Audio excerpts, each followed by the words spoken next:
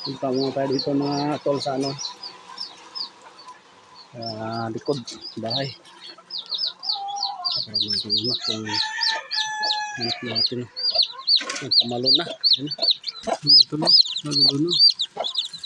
Bagong pwede. Saka dito. Ayan o. Napisa na yung ano natin. Anak ng inahin. Ligim ko. Sarap ka. Kuring guro na yan. Yung kayo.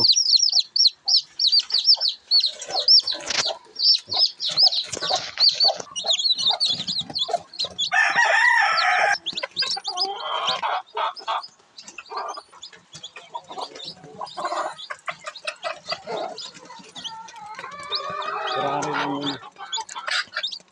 Ang tubig natin.